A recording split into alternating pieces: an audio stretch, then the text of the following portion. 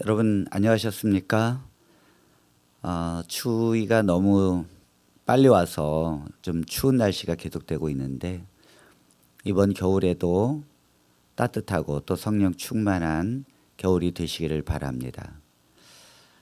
제가 안식일교회에서 40년을 신앙생활을 하다가 사실 목회 20년 이렇게 하고 또 성도로 20년 이렇게 살다가 저희가 이제 한 4년 전에 나왔는데 제가 안식일교회를 향하여 계속해서 이제 말씀을 드리는 것은 우리 재림교회를 사랑하기 때문입니다. 재림교회 성도들을 사랑하고 또 그 이단의 그런 핍박을 받지 않고 정말 하나님을 순수하게 섬기는 떳떳한 복음을 증거하는 교회로 가기를 희망하는 마음으로 이 영상을 하게 되는 것입니다. 저도 재림교회를 폄하하거나 또 욕을 할 이유가 없어요. 다만 여러분들이 아셔야 될 것은 왜 재림교회는 이단으로 그렇게 사람들이 말하는가? 아니 땐 굴뚝에 연기가 나지 않습니다. 그러니까 분명히 원인이 있다는 거죠. 그러나 그 이유를 사실은 재림교인들은 잘 모릅니다. 제가 목사님들하고 예전에 얘기를 해도 그 목사님들도 이해를 못 하시고 왜 이단인지를 잘 몰라요. 근데 이런 현상은 사실 모든 기독교가 이단이라고 그렇게 정한 거에 대한 교단들이 다 마찬가지입니다. 여호와 증인은 본인들이 이단이라는 걸 알 수 있을까요? 전혀 모릅니다. 신천지는요? 모른다니까요. 안산홍 증인은 모른다니까요. 제임스 정명석 같은 이단도 그 여자들이 자기의 그 성을 그렇게 이제 정명석과 관계를 하는데도 그것이 이단인 줄 모른다니까요. 왜 모를까요? 그것은 바로 교리로 세뇌를 받았기 때문입니다. 교리로 세뇌를 받으면 그것이 진리인 줄 알아요. 그래서 아무리 성경의 진리를 이야기해도 그쪽에서 공부한 세뇌받은 그걸 가지고 잣대를 삼기 때문에 진리가 안 들리는 것입니다. 처음부터 잘못 배워서 그런 거죠. 저는 재림교회가 이런 모습이 분명히 있기 때문에 이건 제가 혼자 말하는 게 아닙니다. 모든 기독교가 동일하게 말하는 것이고 세계적으로 안식일교회는 세계 기독교 4대 이단에 들어갑니다. 미국에서 안식일교회가 이단이 아니라고요? 그렇지 않아요. 그렇지 않아요. 영국 성서공회? 여러분, 성서공회가 무슨 이단교들을 합니까? 그분들은 그런 걸 판단하는 그런 단체가 아닙니다. 이단을 판별하는 것은 이 교단이 하는 거예요. 어떤 성경을 믿고 또 교회로 묶여진 그 교단들이 이단을 판별하는 것이지 어떤 기관이나 단체나 이런 데서 이단을 판별하는 것이 아닙니다. 제가 하얀 선지자를 쭉 가다가 재림교인들이 왜 그것이 잘못됐는지를 전혀 들으면서도 이해하지 못하는 분들이 많은 것 같습니다. 그래서 제가 삽입장으로 정통은 무엇이고 이단이 무엇이며 또 어떻게 안식일교회가 이단이 될 수밖에 없는 그런 근본적인 성경의 차이를 제가 좀 말씀을 드리고 그리고 계속 이어나가는 것이 좋겠다 생각해서 한 4-5번의 삽입장을 저희가 넣어서 그렇게 영상을 준비해 봤습니다. 먼저 정통은 무엇인가? 여러분, 정통과 이단 이렇게 이야기하면 정통 그러면 정통이 무엇인지를 사람들은 잘 몰라요. 장로교가 정통일까요? 아니, 그렇지 않습니다. 천주교는 천주교가 정통이라 그러고 감리교는 또 감리교가 정통이라고 하지요. 그러나 정통은 그렇게 교단별로 정통이 이루어지는 것이 아닙니다. 물론 남은 교회나 남은 무리도 교단별로 되는 것이 아니에요. 어떤 교단이 남은 교회다, 남은 무리다 그렇게 말한다면 그것은 완전한 이단입니다. 성경은 그렇게 말하지 않습니다. 성경에서 정통이 뭘까? 자, 정통이라는 것은 한마디로 성경적으로 정통을 정의해야 합니다. 성경적으로 정통을 정의할 때 과연 정통이 뭘까? 그것은 바로 사도들의 가르침을 정통이라고 하는 것입니다. 이게 성경적인 정통이에요.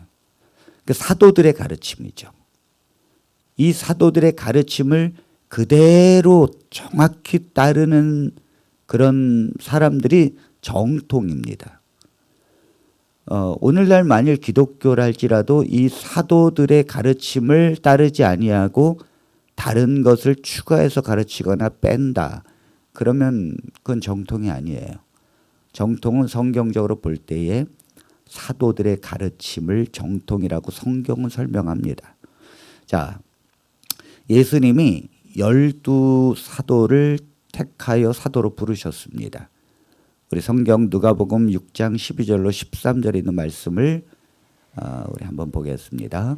이때 예수께서 기도하시러 산으로 가사 밤이 새도록 하나님께 기도하시고 밝음에 그 제자들을 부르사 그 중에서 12를 택하여 사도라 칭하셨으니 예수님이 기도하시러 산으로 가서 밤이 새도록 하나님께 기도하셨습니다.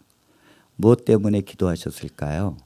네, 이 12사도를 부르기 위하여 예수님은 기도할 수밖에 없었습니다. 그만큼 이 12사도는 하나님이 예수님이 택한 아주 귀한 사람들이죠. 그리고 이 12를 택하여 사도라 칭하셨으니 예수님이 직접 너희들은 사도다. 사도. 이 12는 아무나 그 존귀함을 취할 수 없는 것입니다.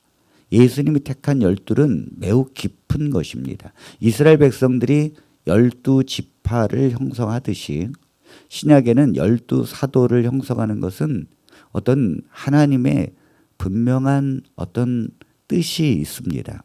자, 그런데 우리가 아시는 것처럼 유다가 이제 예수님을 배반하고 죽지요. 그래서 한 사도를 또 뽑아야 되는데 그 뽑는 조건이 이렇게 나옵니다. 사도행전 1장 21절로 23절입니다. 이러함으로 요한의 세례로부터 우리 가운데서 올려져 가신 날까지 주 예수께서 우리 가운데 출입하실 때에 항상 우리와 함께 다니던 사람 중에 하나를 세워 우리와 더불어 예수께서 부활하심을 증언할 사람이 되게 하여야 하리라 하거늘 그들이 두 사람을 내세우니 하나는 바사바라고도 하고 별명은 유스도라고 하는 요셉이요 하나는 마띠아라. 네. 자, 유다가 이제 죽었기 때문에 그 12이라는 숫자를 꼭 채워야 하는 어떤 예수님이 12를 이제 택하다 보니까 12이라고 하는 숫자를 채우기 위해서 이제 초대교회에서 새로운 사도를 이제 뽑습니다. 그런데 조건이 있습니다. 첫 번째 뭐냐면 요한이 세례를 줄 때부터 그러니까 세례 요한이 세례를 줄 때부터 예수님께서 승천할 때까지 예수님과 함께 있었던 제자여야 합니다. 그러니까 이 12제자는 예수님과 늘 함께 있었지만은 뭐 70인 제자도 있고 나중에 사도행전 1장에 보면 120명의 제자가 모여 기도하지 않습니까? 그러니까 제자는 많은데 많은 제자들이 항상 예수님과 함께 있었던 건 아니에요. 그렇지만 예수님과 늘 함께 있었던 제자여야만 합니다. 또 하나는 예수님께서 부활하신 것을 반드시 전할 사람이에요. 그러니까 예수님과 함께 있었지만은 난 부활을 전하지 않을 거야. 난 입을 꾹 다물 거야. 이런 사람은 사도가 될 자격이 없습니다. 왜냐하면 사도라는 것은 예수님의 그 행적과 예수님의 부활의 그 복음을 전할 사명을 갖고 있기 때문에 반드시 이 두 가지 조건을 가지고 있어야 합니다. 그때 당시에 복음이라는 것은 거의 예수님의 부활을 말하는 거예요. 십자가의 속죄와 그 부활을 말하는 것입니다. 초대교인들이 그렇게 기뻐했던 것도 역시 예수님의 부활이었습니다. 예수님이 살아나셨다는 거죠. 자, 그래서 이제 마띠아라고 하는 사람이 제비를 뽑아서 드디어 되겠죠. 사도로 임명이 됩니다. 자, 사도 바울이라고 하는 사람은 사실 열둘에 들어가지 않지만 예수님이 직접 사도 바울을 사도로 선택하십니다. 갈라디아서 1장 1절에 있는 말씀을 보겠습니다. 사람들에게서 난 것도 아니요 사람으로 말미암은 것도 아니요 오직 예수 그리스도와 그를 죽은 자 가운데서 살리신 하나님 아버지로 말미암아 사도된 바울은 네, 예수님이 다메섹성에서 나타나셨지만은 바울은 갈라디아 교회에게 자신을 소개하면서 하나님 아버지로부터 말미암은 사도된 바울은 이렇게 설명합니다. 그러니까 아버지 하나님의 뜻이었고 예수님이 나타나셔서 자신을 사도로 선택을 해 주셨다는 것입니다. 고린도전서 1장 1절에도 이렇게 말하죠. 하나님의 뜻을 따라 그리스도 예수의 사도로 부르심을 받은 바울과 형제 소스테는 네, 이렇게 아버지 하나님의 뜻을 따라서 그리스도 예수의 사도로 부르심을 받은 바울과 왜 예수 그리스도의 사도를 이렇게 말하는가 하면 결국 예수님의 복음을 증거할 자로 선택되었기 때문입니다. 그래서 이 사도들은 이렇게 예수님을 증거할 수 있도록 선택된 거예요. 자, 예수님이 사도들에게 결국은 말씀을 위탁하십니다. 자, 한번 마태복음 28장 19절로 20절에 있는 말씀을 봅니다. 그러므로 너희는 가서 모든 민족을 제자로 삼아 아버지와 아들과 성령의 이름으로 세례를 베풀고 내가 너희에게 분부한 모든 것을 가르쳐 지키게 하라. 볼지어다 내가 세상 끝날까지 너희와 항상 함께 있으리라 하시니라. 네, 여기 지금 예수님의 마지막 그 유언과 같은 말씀인데 아버지와 아들과 성령의 이름으로 세례를 베풀고 내가 너희에게 분부한 모든 것 그것을 가르치고 지키게 하라는 것입니다. 자, 이것이 뭘까요? 결국 이제 이것이 위탁된 말씀인데 사도들에게 이것을 위탁하셨고 사도들은 사람들에게 예수님께서 명령하시고 말씀하신 모든 것을 가르치기 시작했죠. 그리고 그것을 지키게 했습니다. 그것이 바로 뭘까요? 그걸 한마디로 이야기하자면 복음입니다. 복음. 예수님에 관한 것. 예수님께서 십자가에서 이루신 것. 이 복음은 생명을 주는 것이고 나를 살리는 것이거든요. 복된 소식이거든요. 그러니까 복음을 믿는 자에게 또 예수님의 가르침을 따라서 살도록 그렇게 가르쳐서 지키게 하라는 것입니다. 자, 그렇다면 초대교회는 선지자가 과연 있었을까? 네, 있었죠. 선지자는 무엇을 했을까요? 자, 초대교회도 선지자들이 있는데 그 선지자들은 사도들의 가르침을 굳게 했습니다. 그런데 선지자가 이제 재림교인들은 마지막 시대에 엘렌 지 화이트 선지자로 온 게 아닌가 이렇게 생각을 하는데 뭐 신천지도 그렇고 여호와증인도 그렇고 다 안사람도 그렇고 또 박명호까지 뭐 선지자다 보혜사다 이렇게 재림 예수다 이런 이제 말을 합니다만 성경적이지 않아요. 성경은 신약 성경에 선지자들이 나오는데 그 선지자들은 사도들의 가르침을 굳게 한 거예요. 자, 왜냐하면 사도들이 말씀을 위탁받은 것입니다. 사도 외에는 하나님의 말씀을 전수받지 않았어요.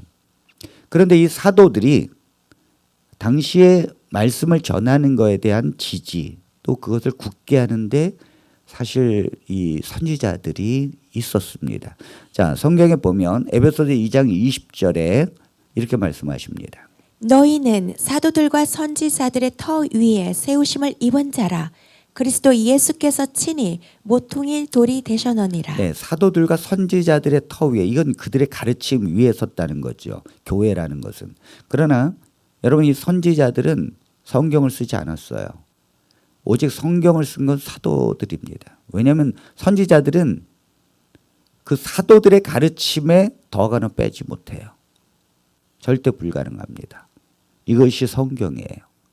왜냐하면 선지자들은, 사도들은 예수님이 처음부터 이 땅에서 공생하실 때 따라다니고 사도들에게만 가르침을 주었어요. 항상 비유를 이야기할 때도 백성들이 못 알아들 때 사도들에게만 전달하고 가르쳤습니다. 십자가에서 예수님께서 죽으시고 부활하신 다음에는 항상 사도들에게 나타나서 왜 내가 죽어야 되는 것이며 또 십자가에서 무엇을 이루었는가를 설명하죠. 그렇기 때문에 이 사도들이 가르침을 받았기 때문에 사도들만 전할 수 있었어요. 이 선지자들은 그걸 지지해 주는 역할밖에 사실 못합니다. 그래서 초대교회 선지자들 보면 아가보, 유다, 실라라는 이런 선지자가 나옵니다. 여기 또 아가보라고 하는 한 선지자도 나오죠. 그러나 이 한 선지자 아가보가 뭐라고 이야기했죠? 그냥 흉년이 들 것이다 이렇게 이야기하죠. 이게 성경에 중요하지 않아요. 그렇기 때문에 어떤 이스라엘 백성들에게 어떤 예언도 하지만 초대교인들에게 예언도 하지만 이것이 어떤 성경의 교리를 말한다거나 사도들의 가르침을 바꾸거나 사도들의 가르침에서 어떤 걸 보태거나 빼거나 절대 할 수 없어요. 그렇게 할 수 없습니다. 제한되어 있다는 거죠. 그래서 사도행전 15장 32절로 33절에 보면 유다와 실라도 선지자라 여러 말로 형제를 권면하여 굳게 하고, 자, 제한되어 있습니다. 형제들을 믿음 위에 서게 하고 또 그들이 어떤 사도들의 가르침을 의심하지 말고 믿으라고 이야기하고 뭐 요 정도지 무슨 뭐 계시를 받아서 무슨 책을 쓴다거나 이런 게 아니에요. 신약 성경의 선지자는 절대 그런 게 아닙니다. 신약에 선지자가 있었지만은 성경을 절대 쓰지 않았어요.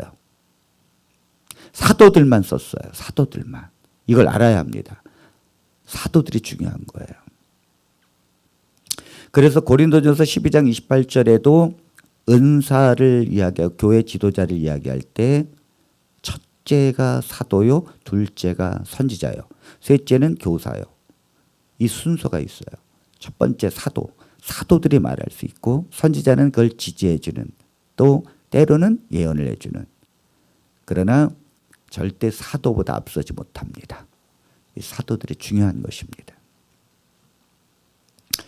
구약의 39권, 신약의 27권이 지금의 오늘날의 정경으로 완성된 이후에 선지자의 사명은 완성이 되었습니다. 더 이상 존재하지 않아요. 왜냐하면 지금 이 선지자가 이 초대교회에 왜 있었는가 하면 사실상 초대교회는 이 사도들의 그 가르침이 명백하게 세워지질 않았어요. 어떤 뭐 에베소서도 쓰고 고린도전서도 쓰고 쓰지만 로마서도 쓰지만은 그런 것들이 낱개로 회람되어졌고 그것이 성경으로 들어온 것은 이제 구약 성경이 39권이 정경으로 인정받은 것은 AD 90년 얀리아 공의회 때입니다. 교회가 모여서 구약을 39권을 모은 것은 AD 90년에 이루어진 거예요. 그 전까지는 따로따로 낱개로 다니고 정확하게 그것이 하나님의 말씀이라고 묶여지지 않았죠. 그러니까 백성들이 잘 모르는 거예요. 그러니까 다니엘도 예레미야서를 나중에 알게 되잖아요. 나중에 읽게 되잖아요. 자, 그리고 신약성경은 AD 397년에 카르타고 공의회에서 신약 지금의 27권이 정경으로 인정을 받습니다. 그러니까 예수님에 관해서 붓을 든 자가 많았다 그러잖아요. 얼마나 많이 예수님에 관해서 사람들이 쓰고 싶었을까요?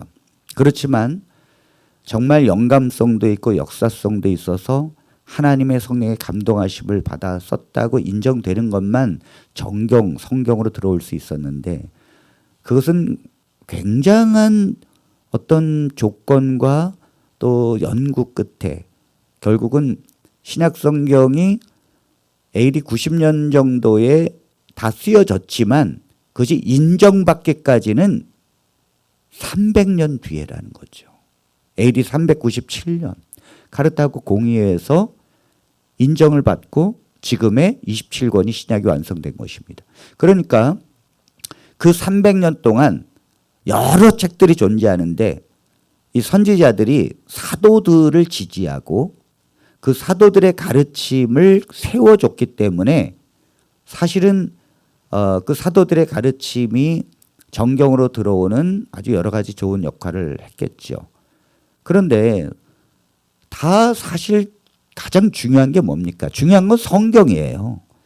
이 성경이 하나님의 말씀으로 성령의 인도함을 받아서 완성이 돼서 이제 묶여져서 하나님의 말씀이 완성되는 순간 선지자가 왜 필요하죠? 선지자가 필요하지 않다니까요. 그 이후에 교회는 선지자를 인정하지 않습니다. 왜냐하면 선지자가 필요가 없기 때문이에요.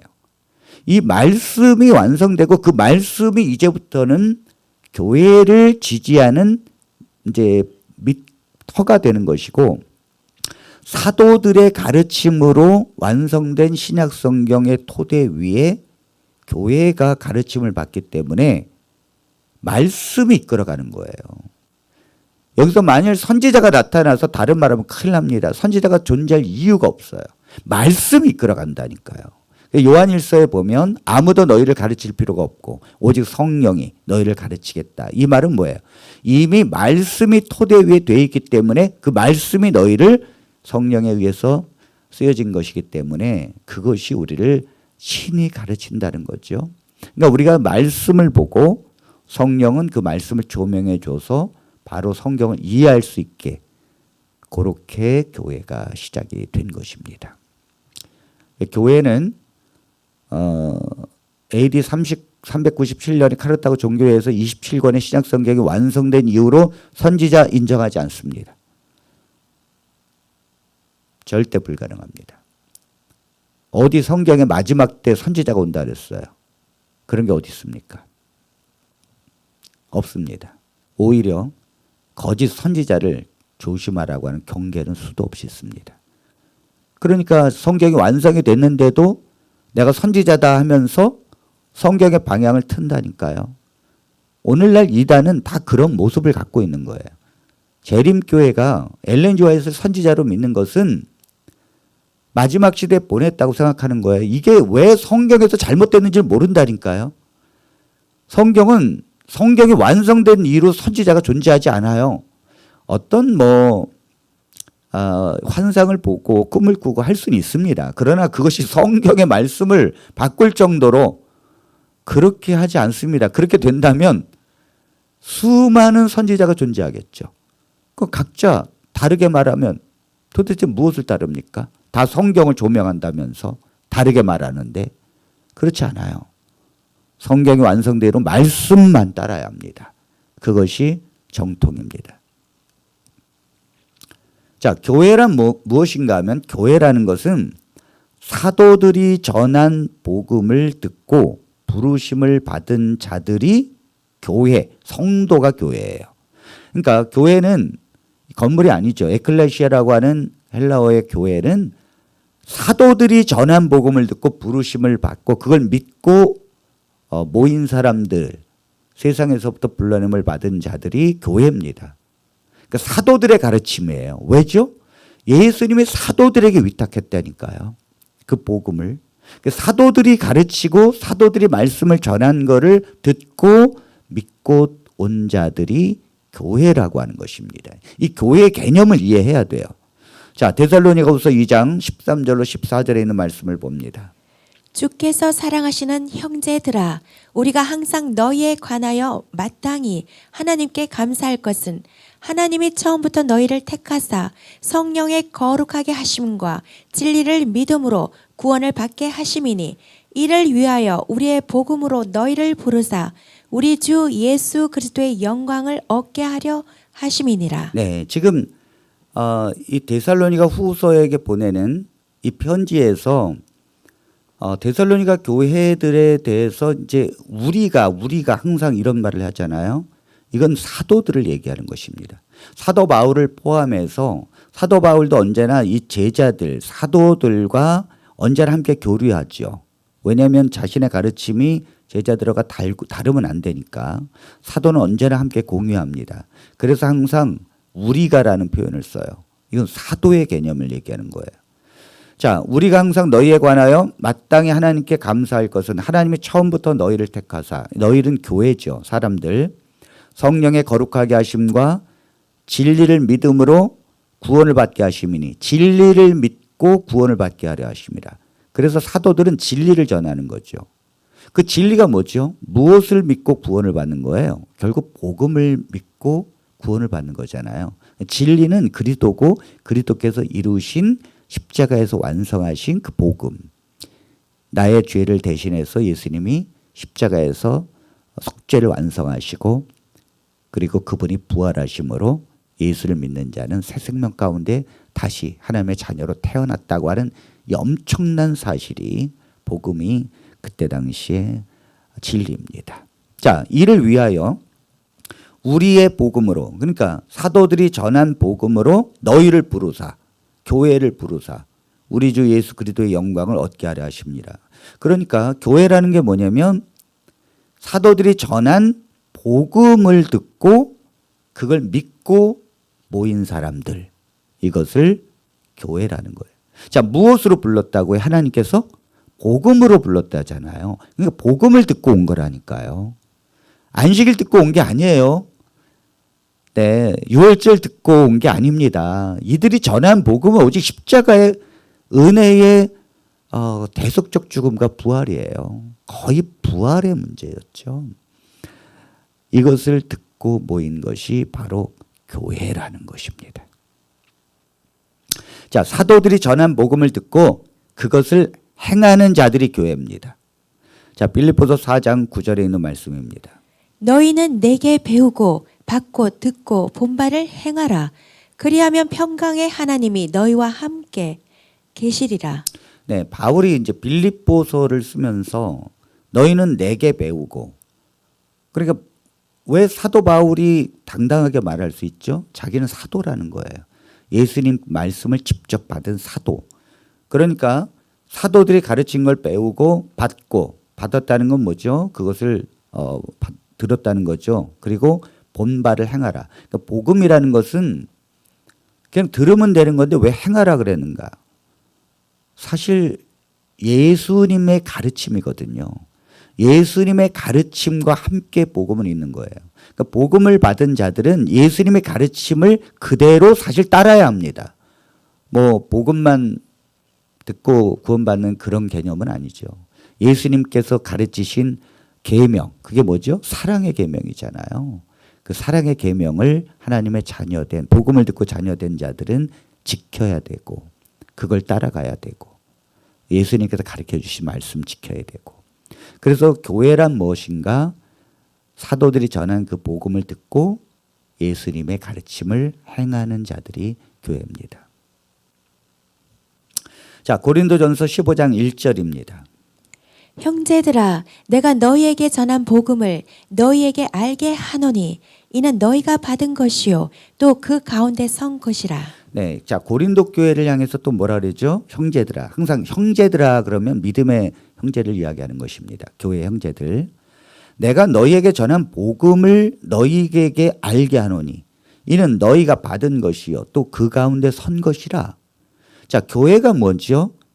복음을 듣고 또 그걸 믿고 그 복음 위에 선 거예요. 이게 교회라니까요. 이것이 정통이에요. 이것이. 그러니까 정통이 뭐죠? 그러면 사도들이 전한 그 복음을 그대로 믿는 사람들. 그게 정통입니다. 그게. 그러니까 장로교 안에 정통이 있을 수 있고 없을 수도 있는 거죠. 물론 재림교회 안에 있을 수도 있고 없을 수도 있어요. 나는 안식일교회 교리 다 필요 없다. 오직 예수님의 복음만 믿겠다. 그럼 그 사람이 정통이라고 말할 수 있습니다. 정통은 바로 그런 것입니다. 자, 교회가 무엇인가 하면 사도들이 전한 복음을 듣고 그 복음을 간수하는 자들이에요. 그걸 지키는, 보존하는 그런 사람들이 바로 교회라는 것입니다. 데살로니가후서 2장 14절로 15절에 있는 말씀을 보겠습니다. 이를 위하여 우리의 복음으로 너희를 부르사 우리 주 예수 그리스도의 영광을 얻게 하려 하심이니라. 그러므로 형제들아 굳건하게 서서 말로나 우리의 편지로 가르침을 받은 전통을 지키라. 자, 여기 지금 복음으로 지금 전했고 그 복음을 듣고 교인 사람들은 지금 모여서 교회를 형성한 것입니다. 그러므로 형제들아 굳건하게 서서, 이게 무슨 말인가 하면 사도들이 전한 복음을 굳게 붙잡고 그 위에 서라는 거예요. 또 말로나 우리의 편지로나 가르침을 받은 그 전통을 지키라. 그러니까 전통이 뭐죠? 전통은 안식일이 아니에요. 정결 예식도 아니고 유월절도 아닙니다. 그런 걸 전통이라고 그러지 않아요. 여기서 전통이 뭡니까? 결국 복음을 그대로 유지하는 거. 그걸 전통이라 그래요. 신약성경은 사도들의 전한 복음을 굳게 지키고 이것을 절대 교회가 보존해야 된다. 그리고 이 복음 위에 서야 된다. 그거의 가르침을 받고 절대 다른 걸 따르지 마라. 사도들이 전한 그 복음 외에 다른 거를 따르지 말라라고 말합니다. 이것이 정통이에요. 교회는 이러한 사도들의 전한 복음 위에 교회가 형성이 된 것입니다. 다음 시간에는 그렇다면 이단은 무엇인가? 이단은 그러면 무엇이죠? 자, 정통은 사도들이 전한 복음을 듣고 그것을 믿고 지키고 그리고 보존하는 사람들이 정통입니다. 오늘까지 2000년이 흘렀지만은 지금의 기독교라는 것은 뭐 다른 특별한 교리가 아니에요. 교리들이 있지만 그건 중요하지 않아요. 오직 예수님의 그 복음을 믿는 것입니다. 그 복음을 갖고 있기 때문에 정통이라는 말을 쓰는 거지, 뭐 장로교가 정통이다, 감리교가 정통이다 이런 말은 쓰지 않아요. 예수님의 그 복음만을 따르기 때문에 정통이라고 말하는 것입니다. 그렇다면 다음 시간에는 그렇다면 이단이란 무엇인가? 당연히 정통에서 벗어난 게 이단이겠죠. 자, 그 부분을 다음 시간에 다루도록 하겠습니다.